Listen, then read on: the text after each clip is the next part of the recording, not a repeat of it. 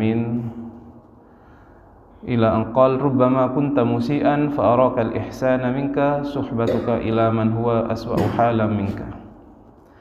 Yang artinya rubbama kunta musian. Rubbama barangkali kunta musian, ada kamu itu musian adalah orang yang berbuat buruk.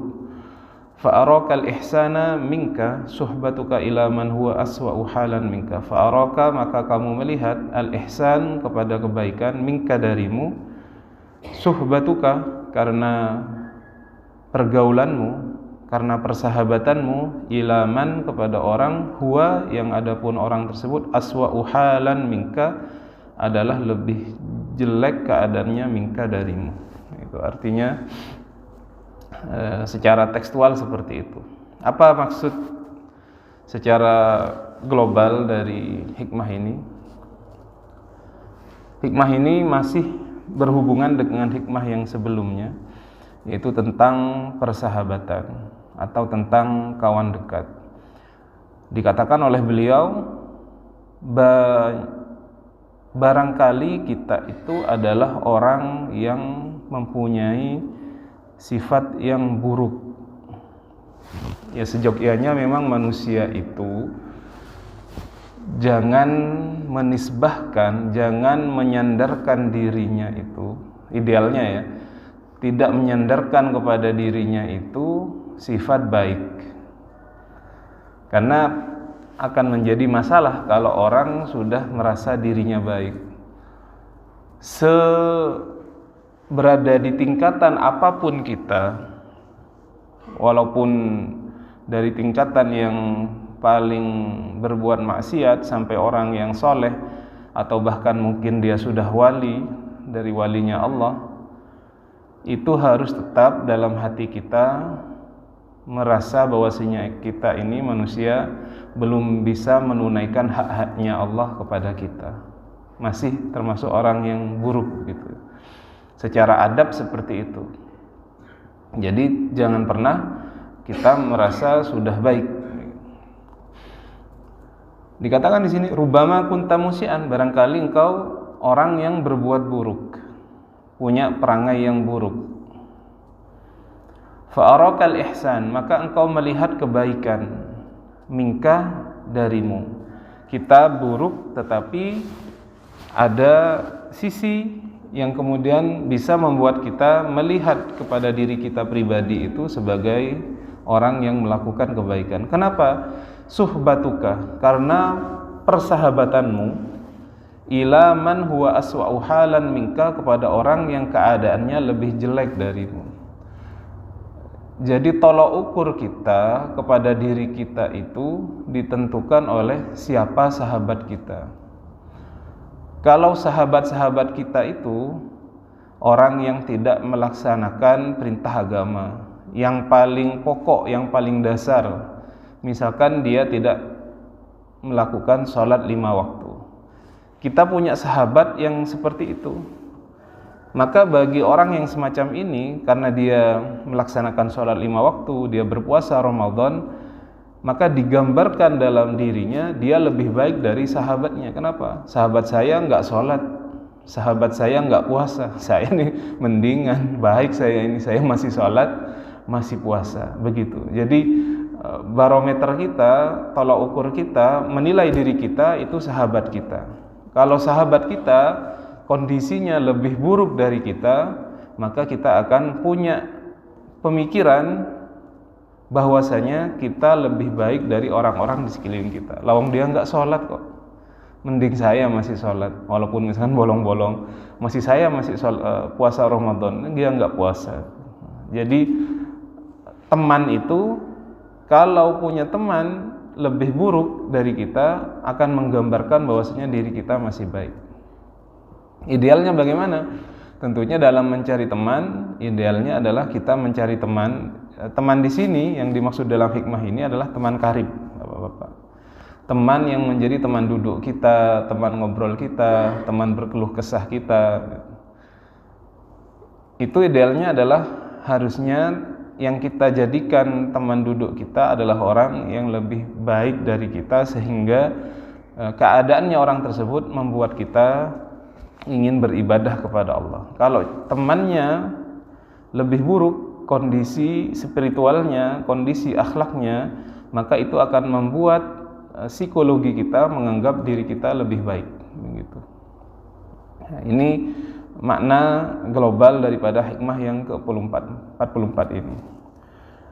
Bapak-bapak, ibu-ibu yang dirahmati oleh Allah Subhanahu wa taala, mari kita perdetail hikmah ini sesuai yang sudah dijelaskan oleh Syekh Ramadan Al-Buti dalam kitab Syarah Hikam ini.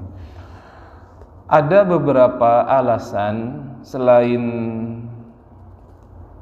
makna global tadi yang menyebabkan seseorang biasanya berteman dengan orang yang lebih buruk dengan dirinya. Ada orang yang beralasan bahwasanya saya berteman dengan dia itu ada tujuannya, bukan saya ini tidak ada tujuan. Saya melihat orang itu dalam keadaan tidak baik, maka saya berteman ini dalam tujuan agar dia menjadi enak dengan saya, berteman dengan saya, bisa ngomong dengan saya. Setelah itu secara pelan-pelan saya akan menasehati teman saya itu, menasehatinya agar dia bisa menjadi orang yang taat dalam beragama. Ada yang kemudian beralasan seperti ini, nggak ada masalah saya berteman dengan dia karena saya punya tujuan. Kalau saya sudah menjadi sahabatnya, secara pelan-pelan nanti akan saya rubah, akan saya nasihati dia, akan saya beri pengertian dia agar menjadi orang yang taat dalam beragama. Ada yang beralasan seperti itu. Apakah alasan seperti ini dapat dibenarkan? Apakah berdakwah kepada Allah, mengajak kepada Allah itu mengharuskan kita untuk menjadi sahabat dekatnya? Kata beliau, Syekh Ramadan Al-Buti, orang yang berdakwah kepada Allah Subhanahu wa taala tidak harus menjadi sahabat dekat. Dalam artian bagaimana? Kita bisa berdakwah, memberikan pemahaman kepada orang yang melakukan kemaksiatan katakanlah, tanpa harus menjadi sahabat dekat. Artinya alasan untuk merubah orang tersebut menjadi lebih baik dengan kita harus menjadi sahabatnya itu tidak bisa dibenarkan. Karena kalau kita memang ingin memberikan nasihat kepada orang tersebut, cukup kita mendatanginya, memberikan nasihat secara baik, dia menerima atau tidak, ya sudah, kemudian itu sudah menjadi tugas kita, begitu. Tidak perlu kita menjadi sahabat dekat untuk didengar, karena kata beliau akan banyak masalah kalau untuk memberikan nasihat itu harus menjadi sahabat dekat. Apa saja masalahnya? Yang pertama, kadang-kadang orang itu kalau sudah menjadi sahabat dekat, itu kebanyakan, mohon maaf, sebagian dari kita itu kemudian menjadi orang yang suka basa-basi dan hanya mencari muka di depan sahabat kita. Kita tidak bisa kemudian mengkritik dia, menasehati dia dengan objektif. Biasanya orang itu cenderung untuk kemudian berbasa-basi saja. Bahkan kalau di Indonesia mungkin bisa nggak enak, malah nggak enak sama sahabatnya. Kenapa kamu nggak nasihati dia? Nggak enak, saya kan nanti kalau saya ngomong terlalu keras ke dia, persahabatan kami dengan alasan sudah jadi sahabat itu bisa pecah. Saya ulangi lagi. Kadang-kadang kalau kita mensyaratkan untuk kita bisa menasihati orang itu harus bersahabat, ini malah kadang-kadang problematis, ada masalah di sana. Karena orang kalau sudah jadi sahabat itu malah nggak enak semua, mau ngomong itu nggak enak semua malah. Karena kalau sudah jadi sahabat, kita salah ngomong bisa menghancurkan persahabatan itu. Akhirnya yang timbul malah ya seperti basa-basi saja. Gimana saya menurut kamu? Ya kamu orang baik, gitu. Orang baik. Nggak bisa akhirnya untuk mempertahankan persahabatan itu. Akhirnya dia tidak objektif, tidak bisa memberikan penilaian yang baik. Itu yang pertama. Yang kedua, apabila kita ingin menasehati seseorang itu harus bersahabat, itu menyebabkan kita akan berdiam diri ketika orang itu melakukan maksiat. Karena dalam syariat Islam kita diajarkan Setelah kita memberikan nasihat kepada seseorang, dia menerima atau tidak, andaikan tidak menerima, tugas kita sudah selesai dan kita sudah pergi saja. Andaikan dia masih melakukan kemaksiatan. Kenapa? Al-ghirah ala hurmatillah. Kita merasa cemburu apabila ada orang yang terang-terangan melakukan maksiat tapi kita masih kumpul-kumpul di sana. Mohon maaf, misalkan ada orang dengan alasan bersahabat dengan kita, mereka melakukan kemaksiatan dan kita berada di sana. Itu bagi orang yang melakukan ketaatan tidak seyogyanya seperti itu. Kalau sudah dia memberikan nasihat tidak didengar, ya udah pergi. Kenapa? Karena kalau kita berada di sana seakan-akan kita tidak ada kecemburuan, ada hak Allah, orang bermaksiat kepada Allah dan kita masih kumpul dengan orang seperti itu. Nah, ini ada beliau Syekh Ramadan Al-Buti menjelaskan seperti itu. Jadi kita harus punya dua hal. Pertama, rasa kasih sayang kepada hamba-hambanya Allah dengan menasehati mereka, tentunya dengan yang ma'ruf ya, yang ma'ruf. Ada orang itu dulu pernah mau datang kepada Harun Ar-Rasyid. Dia bilang, "Maaf Khalifah, saya ini mau menasehati Anda. Tapi mohon maaf. Ini saya agak keras. Kata-kata saya ini agak keras. Mohon dimaklumi." Belum sempat dia ngomong yang mau dia nasihati, Khalifah itu bilang begini, "Anda ini siapa? Saya ini tidak lebih buruk dari Fir'aun. Saya ini tidak lebih buruk dari Fir'aun." Apa? Fir'aun itu dosanya besar sekali ya, merasa dirinya Tuhan. Sedangkan Khalifah itu tidak merasa dirinya Tuhan. Dan Anda tidak lebih baik dari Nabi Musa. Dia ulama, sedangkan Nabi Musa adalah nabi. Dalam keadaan seperti itu, Nabi Musa ketika ingin menasehati Fir'aun, apa firman Allah dalam Al-Quran? "Faqula lahu qawlan layyinan." Berkatalah kepada Fir'aun itu dengan perkataan yang lemah lembut. Kenapa Anda sekarang, Anda nggak lebih baik dari Nabi Musa dan saya sendiri nggak lebih jahat dari Fir'aun? Kenapa Anda mau berkata-kata kasar kepada saya? Lihat logikanya.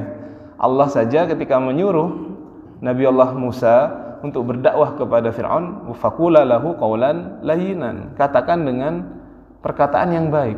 Ini Anda kenapa harus berkata kasar kepada saya? Nah, jadi rasa sayang kepada hamba Allah itu harus tetap kita lakukan dengan cara yang ma'ruf ya.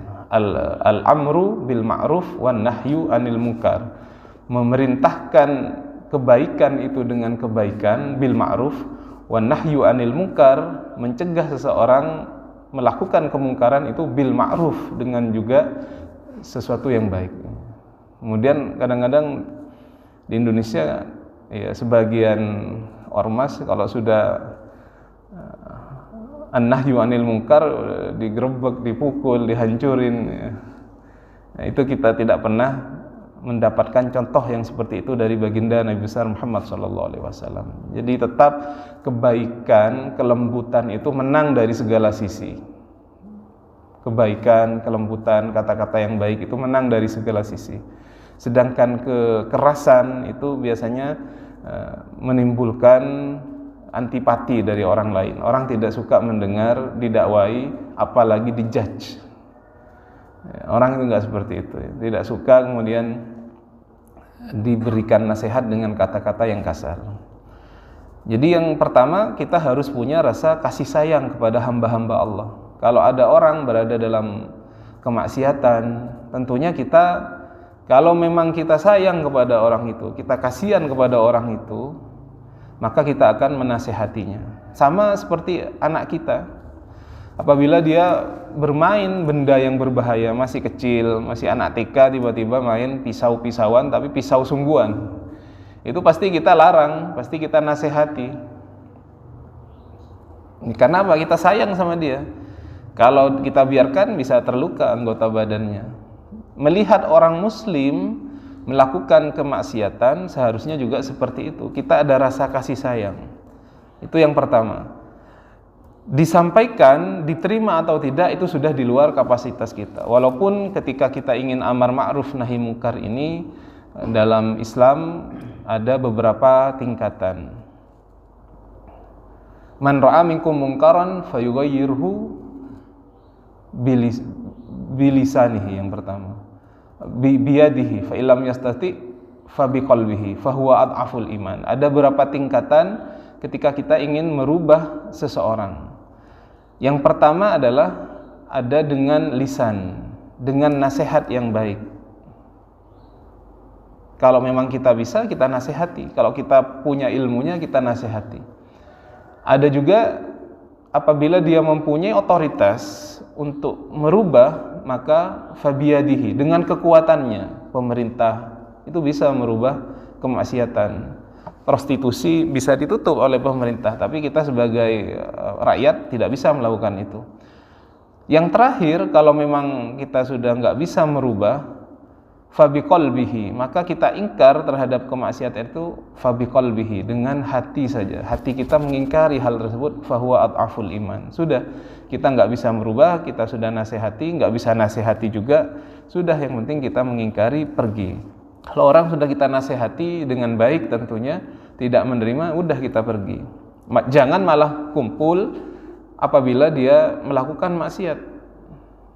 Itu melanggar, yaitu kita tidak cemburu apabila orang melanggar ketentuan-ketentuan Allah, melakukan maksiat kepada Allah, kita kumpul. Harusnya enggak seperti itu. Sudah kita memberikan nasihat, kita pergi, begitu ya.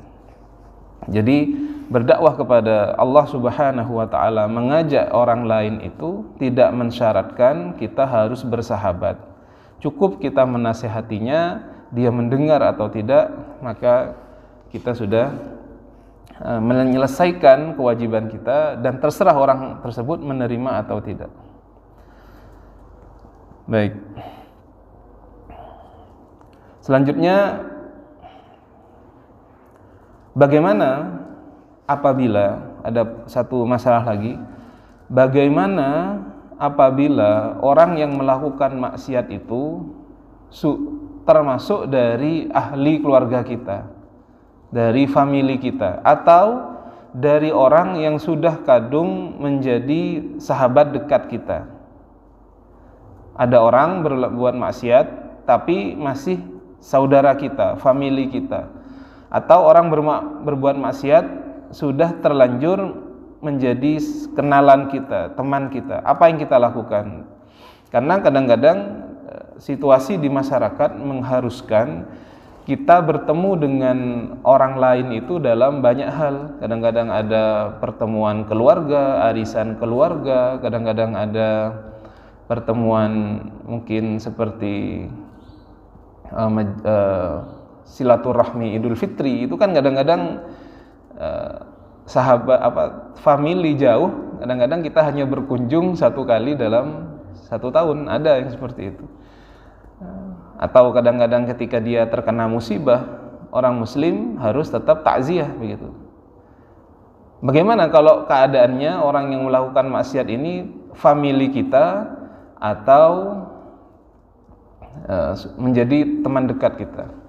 Maka kata beliau, Syekh Ramadan Al-Buti mengatakan, hak dia atau hak kita sebagai seorang muslim apabila bertemu dalam beberapa acara seperti Idul Fitri, Anjang Sana Idul Fitri, kita tetap melakukan hal itu. Jangan karena misalkan dia itu pelaku maksiat, akhirnya ya udah saya nggak mau Anjang Sana ke rumahnya, saya nggak mau silaturahmi ke rumahnya. Ada pihak keluarga yang meninggal, udah dia nggak sama dengan saya nggak mau main. Karena dia sudah punya hak famili, keluarga dengan kita tetap datang ke sana. Andaikan kita datang ke rumahnya dan terjadi kemaksiatan, maka tugas kita tadi sama, memberikan nasihat. Jangan jemu, jangan bosan untuk tetap memberikan nasihat. Diterima atau tidak diterima, sudah. Andaikan tidak diterima dan dia melakukan maksiat di depan kita, pergi, begitu. Tahun depan bagaimana? Karena harus ketemu lagi di Idul Fitri, momen Idul Fitri, harus datang lagi. Karena itu hak saudara tidak akan pernah hilang. Saudara selamanya akan menjadi saudara. Dia melakukan maksiat lagi, nasihati lagi. Melakukan maksiat depan kita, pergi, begitu. Seterusnya begitu. Jadi jangan sampai karena dia melakukan maksiat akhirnya kita memutus hubungan secara mutlak. sama sekali dengan orang yang seperti itu. Datangi lagi begitu. Terus apabila dia ada kerabat meninggal, datang, karena itu anjuran dalam agama. Kalau bisa dinasihati, kita nasihati. Dia melakukan maksiat, udah kita tinggalkan. Kenapa penting kita meninggalkan ketika dia sudah melakukan maksiat? Karena tadi kita harus ada dalam diri kita itu ghirah, rasa cemburu apabila seseorang melanggar berbuat maksiat kepada Allah Subhanahu wa taala. Jadi dua, pertama kita asyafaqah, mempunyai rasa kasih sayang kepada hamba-hamba Allah, tetapi jangan lupa kita harus punya rasa cemburu apabila ada orang secara terang-terangan di depan kita bermaksiat kepada Allah Subhanahu wa taala. Tugas kita adalah menasehatinya, dia menerima atau tidak, tugas kita sudah selesai. Kalau dia terang-terangan melakukan maksiat di depan kita, maka kita pergi begitu.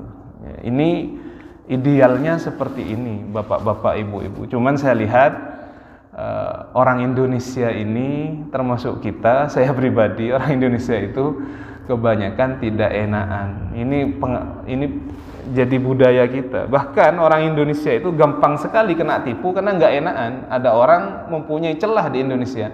Mohon maaf Pak, boleh saya minta waktunya, karena kita nggak enakan. Monggo silahkan Pak, mohon maaf Pak, boleh saya dari sales ini mau main ke rumah sebentar saja Pak, 5 menit boleh? Kita nggak enakan, kita terima. Itu karakternya orang Indonesia. Tapi kadang-kadang malah dimanfaatkan oleh orang-orang yang jahat untuk melakukan penipuan, baik via telepon. Ini luar biasa sekarang. Saya sehari pernah itu mendapatkan nomor telepon tidak ada dalam kontak saya sampai 16 kali di bulan Ramadan dan Ramadan kemarin. Itu mungkin memanfaatkan rasa ketidakenaan orang Indonesia. Makanya tadi kalau kita berteman dengan yang orang ahli maksiat, rasa tidak enak itu akan mencegah kita untuk memberikan nasihat kepada dia.